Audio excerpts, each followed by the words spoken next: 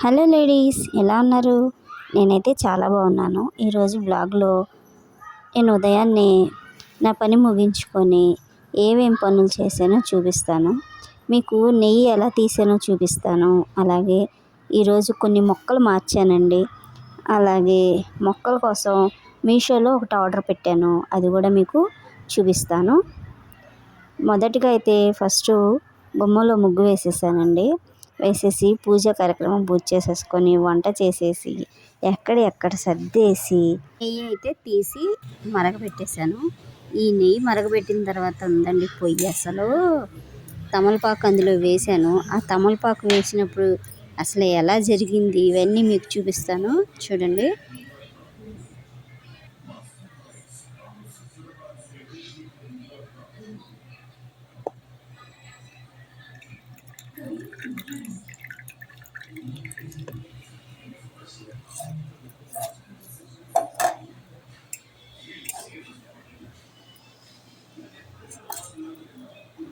చూడండి, ప్యాకెట్లు ఇలాగా నేను స్టోర్ చేస్తాను. అంటే ఓ 10-12 అయ్యే వరకు ఇలా పెట్టేసి ఒక్క 10 నిమిషాలు డీప్ ఫ్రిడ్జ్ ఆన్ చేసామనుకోండి, నెయ్యి అనేది మొత్తం పేరుకొని గడ్డ కట్టినట్టుగా అయిపోతుంది. అప్పుడు మనకి తీసుకోవడానికి ఈజీగా ఉంటుంది.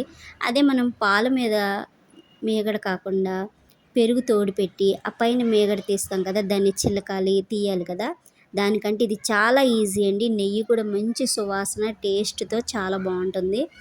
మా పిల్లలు మేగడ పెరుగు తోడు పెట్టిన పైన మేగడ తినరు.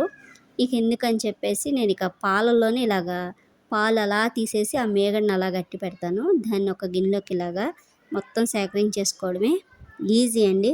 అసలు నెయ్యి తీయడానికి అంత కష్టం కూడా పడవసరం లేదు. చక్కగా పూసగా నెయ్యి చాలా టేస్టీగా కమ్మగా ఉంటుంది.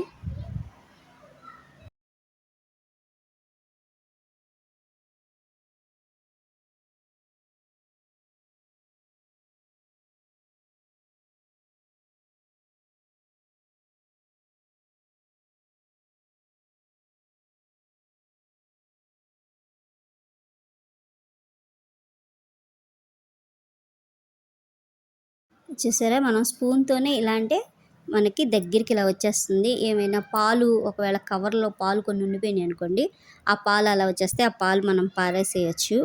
ఎందుకంటే చాలా రోజులు మనం అవి స్టోర్ చేస్తాం కాబట్టి ఆ పాలు పనికిరావు, దేనికి ఉపయోగపడవు. ఆ కొంచెం ఒక చిన్న గ్లాస్ చిన్న గ్లాస్ పాలు వస్తాయి. అవి తీసి పడేసి దీన్ని ఇలా తీసుకొని ఒక చుక్క కూడా పాలు రాకుండా చూసుకొని పొయ్యి మీద పెట్టి చక్కగా సిమ్లో పెట్టి నెయ్యి వచ్చే వరకు, ఫ్లేవర్ వచ్చే వరకు ఇలా మరిగించుకోవడమే. నేను దీంట్లోకి తమలపాకు వేసానండి. అయితే తమలపాకుని చక్కగా తుడిసేసి అప్పుడు వేయండి. తమలపాకు వేస్తే ఇంకా ఫ్లేవర్ బాగుంటుంది. నేను కాస్త కొంచెం తడిగా ఉన్నట్టుంది, నేను వేసేసరికి మొత్తం అసలు చిల్లిపోయింది, మీద పడిపోయింది, నెయ్యి మొత్తం పైకి వచ్చేసింది. ఆ తమలపాకు వేసేటప్పుడు తమలపాకుని తుడిచి వేయండి. అలాగే పొయ్యి కట్టేసేయండి, పొయ్యి కట్టేసి తమలపాకు వేయండి. చాలా వేడిగా ఉంటుంది నెయ్యి. చూడండి, ఇలా వేయగానే అసలు మొత్తం చిల్లిపోయింది. నేను ఇంకా వీడియో అంతా కట్ చేసేసాను. మొత్తం ఇల్లంతా పొయ్యి అంతా అయిపోయింది. ఇంకొక టిష్యూ పెట్టుకొని మొత్తం తుడిచేసాను అనుకోండి, అయినా నాకు తృప్తి తీరలేదు.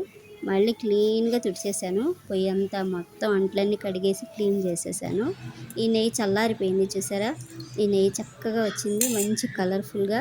ఇప్పుడు దీన్ని నేను చిన్న జాడీలు ఉంటాయి కదా, అందులోకి స్టోర్ చేసుకుంటాను.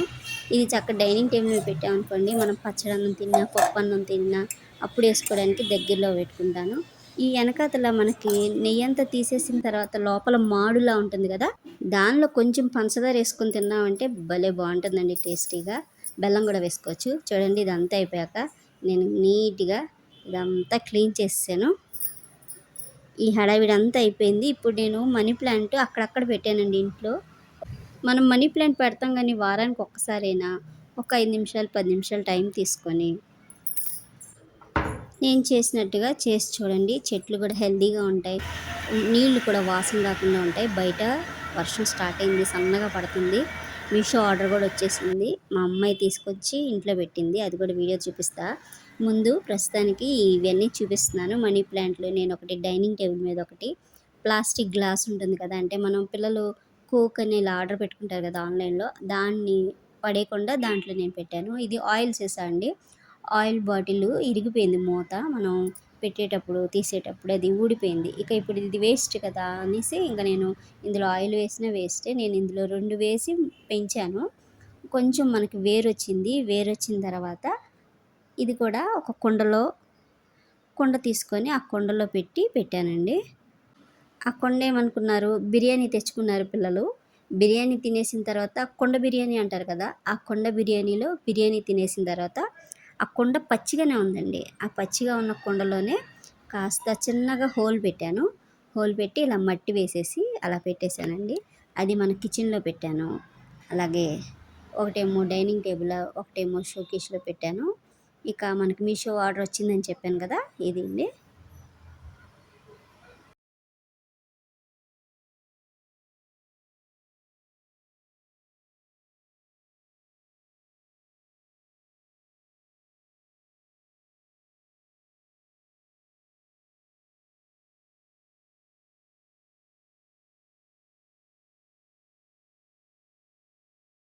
ఇలా ఓపెన్ చేసేసుకొని మనం ఏదైనా ఒక డబ్బాలో పెట్టేసుకొని మూత గట్టిగా పెట్టుకున్నాం అనుకోండి, పాడవకుండా ఉంటుంది. చిన్నపిల్లలు ఉన్నా తీయకుండా ఉంటారు కదా! ఇక నేను ఇది ఐస్ క్రీమ్ బౌల్ ఉంది కదా! ఈ డబ్బాలో వేసేసి ఇంట్లో పెట్టామనుకోండి, అది నిజంగా పిల్లలు ఏ ఐస్ క్రీమో ఏదో అనుకో నోట్లో వేసుకుంటారు. నేను ఇది చెట్ల దగ్గరే పెట్టేశాను. తీసి ఇలా వేసేసుకోండి. ఇలా వేసేసుకొని మూత పెట్టేసుకొని,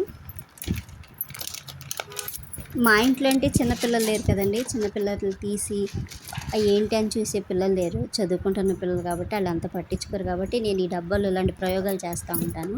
మీరు మాత్రం ఇలాంటివి పెట్టేటప్పుడు మంచిగా ఏదైనా మూత రాని బాక్స్, గట్టిగా ఉండే బాక్స్‌లో వేసి పెట్టండి. అది మన మొక్కల దగ్గర పెట్టేసుకుంటే ఇంకా ఈజీ. పిల్లలు మొక్కల దగ్గరికి వెళ్లరు కాబట్టి మనకి భయం ఉండదు. నా చిన్న గార్డెను, చిన్న చిన్న మొక్కలు పెట్టుకున్నాను. ఇది కూడా మీషోలోనే తీసుకున్నానండి. జామ చెట్టు, ఈ మల్లె చెట్టు ఇవన్నీ నర్సరీకి వెళ్ళినప్పుడు తీసుకున్నాను. అక్కడ వీడియో తీద్దాం అనుకున్నాను కానీ ఆ రోజు వర్షం పడుతుంది. ఇంకా తీయలేదు. ఇలా మనీ ప్లాంట్ అయితే నేను ఆంధ్రా నుంచి తెచ్చినప్పుడు చాలా పెద్దది తెచ్చానండి. ఇక బెంగుళూరు వచ్చిన తర్వాత ఇక్కడ వాతావరణానికో ఏమో మొత్తం పోయింది. చిన్న చిన్న పిలకలుంటే అవే అలా వస్తున్నాయి. ఇక దానిలోనే కట్ చేసి ఇంట్లో అక్కడక్కడ పెట్టాను. ఇక తులసమ్మ ఇలా పెట్టుకున్నాను. ఈ చిన్న చామంతి, ఇది వైలెట్ కలర్ చామంతి అండి. అన్నీ పూలు అయిపోయినాయి. ఫ్లవరింగ్ మళ్ళీ రావడం కోసమే మళ్ళీ నేను ఈ మందు తీసుకొచ్చాను. ఈ మందు వేసిన తర్వాత ఎలా ఫ్లవరింగ్ వచ్చిందో మీకు చూపిస్తాను. ముందు మనం మందు ఎలా వేసానో చూపిస్తాను. మనం చెట్లకి మధ్యలో వేయకుండా, చెట్లకి కాస్త మొదల్లో వేయకుండా చుట్టూ వేయండి. ఒక 2 అంగుళాల దూరంలో వేయండి అంతే. ఇలా వేసుకున్నాం అనుకోండి, చెట్టుకి ఏ హాని కలగకుండా ఉంటుంది. దగ్గరగా వేసామనుకోండి, మధ్యలో వేసేసామనుకోండి, చెట్లు త్వరగా వేర్ల దగ్గర వేసేస్తే చనిపోతాయి. అందుకని ఈ విధంగా వేసుకోండి. ఇలా నేను 15 రోజులకు ఒకసారి వేస్తాను. అక్కడ మనకు అందుబాటులో నర్సరీలో ఉంటాయి. ఇక్కడ ఈ బెంగుళూరులో వాళ్ళకి భాషకి మనం చెప్పలేము. హిందీలో చెప్పినా వాళ్ళకి అర్థం కావట్లేదు. ఇంగ్లీష్‌లో చెప్పినా అర్థం కావట్లేదు. కన్నడలో మనం చెప్పలేక నేను ఇంకా మీషోలో ఆర్డర్ పెట్టాను. కానీ బాగానే వచ్చింది. చూద్దాం ఎలా ఉంటుందో. చెట్లకైతే వేశాను. ఈ రోజంతా ఇదే పని సరిపోయిందండి నాకు. సాయంత్రం వరకు మొక్కల దగ్గర ఇవన్నీ ఆ నెయ్యి తీయడం. ఈ నీళ్ళు చూసారా, ఇవి పప్పు కడిగి బియ్యం కడిగి నీళ్ళు స్టోర్ చేస్తాను. ఈరోజు పప్పు వండాము, ఆ పప్పు కడిగాను, ఆ నీళ్ళు బియ్యం కడిగిన నీళ్ళు ఈ మొక్కలు నేను ఇవే వేస్తానండి. నీళ్ళు కంట ఎక్కువ నేను కూరగాయలు కడిగినవి, బియ్యం కడిగినవి, పప్పు కడిగిన నీళ్ళు, అలాగే మనం ఇడ్లీకి వేసుకున్న పప్పు కడిగిన నీళ్ళు ఇవన్నీ కూడా ఇలా వేస్తూ ఉంటాను. అప్పుడప్పుడు మామూలు నీళ్ళు ఇస్తాను చెట్లకి. కానీ బాగానే పూలు పూస్తున్నాయి. ఈ మల్లి చెట్టు కూడా కొత్తదేనండి. కొత్తదే చెట్టు, మొగ్గలతో తెచ్చాను. చిన్న చామంతి, చిట్టి చామంతి అంటారు కదా, అవి కూడా పెట్టాను. అవన్నీ ఫ్లవరింగ్ వచ్చిన తర్వాత మీకు వీడియో తీసి మీకు చూపిస్తాను. ఇదేనండి నా చిన్న బ్లాగ్. నచ్చితే లైక్ చేయండి, షేర్ చేయండి, సబ్స్క్రైబ్ చేసుకోండి. Thank you for watching my video.